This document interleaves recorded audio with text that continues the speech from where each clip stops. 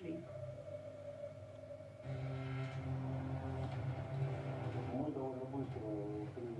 We were quick to react. Our IT specialists are still neutralizing the problem. We were the target of an attack, like what is happening in all of Europe.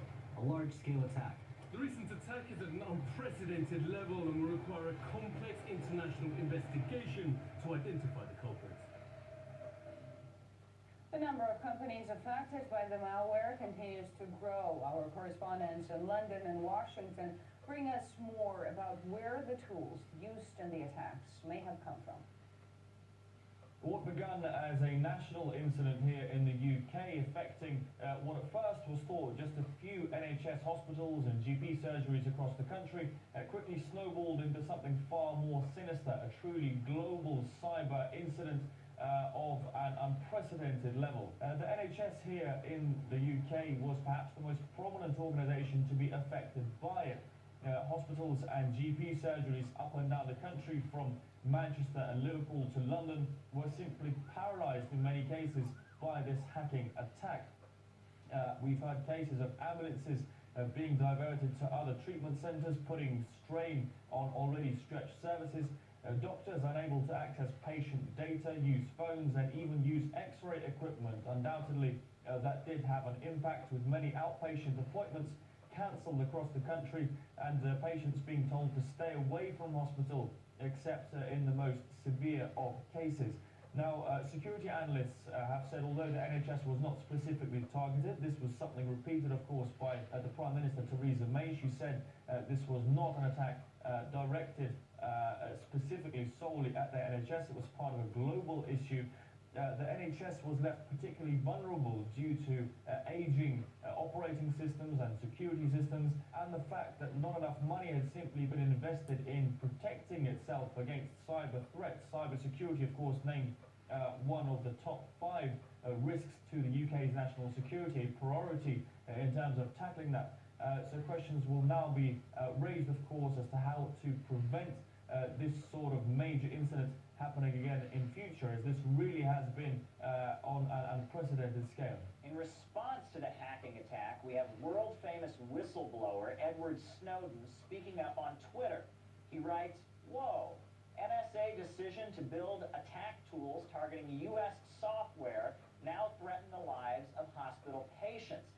It seems he's referring to the fact that this technology that's being used, this malware software known as ransomware, that encrypts data and then demands ransom in order to give the data back to the institution or individual being hacked.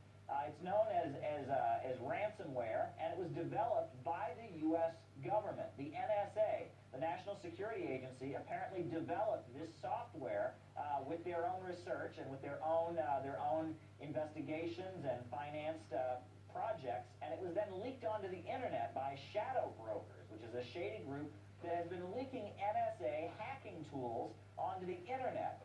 So it seems this is also not the first time that ransomware has been used. Apparently, ransomware has it's been used against hospitals and telecommunications companies in Europe, in Russia, in various parts of Asia, and even in Los Angeles. Just over a year ago, a hospital in Los Angeles was targeted with a ransomware attack and paid over $17,000 in ransom to get its encrypted information back. So apparently this is happening all over the world, and this is technology that was developed by the U.S. government agency said to protect the security of Americans. The National Security Agency developed this software, and it's now being used by criminals around the world to demand ransom.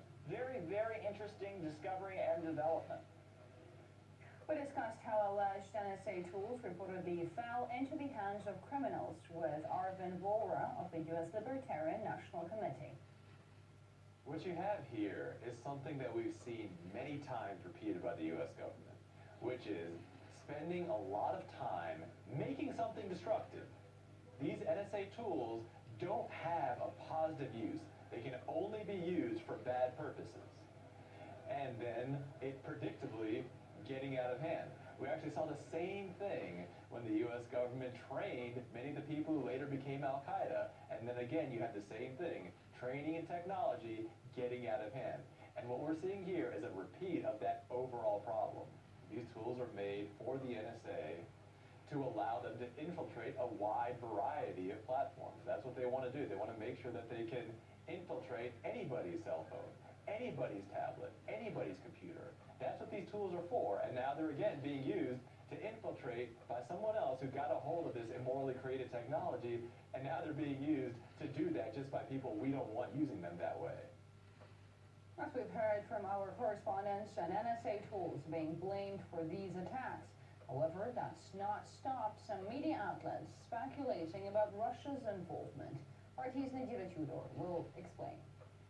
The blame game certainly has started, and if we look at this latest hacking saga, Russia has indeed been one of the countries most affected by this. Governmental agencies have stated this, including the Health Ministry and the Interior Ministry. And if we look at who has been affected in Russia, we've got telecom companies, we've got the Bank of Russia, we've got Russian railways, as well as private users. Now, several organizations were able to fend off the attacks, but others weren't so lucky. Russia prime suspect is the headline of one particular article, and it's mentioned as well in the full write-up of that.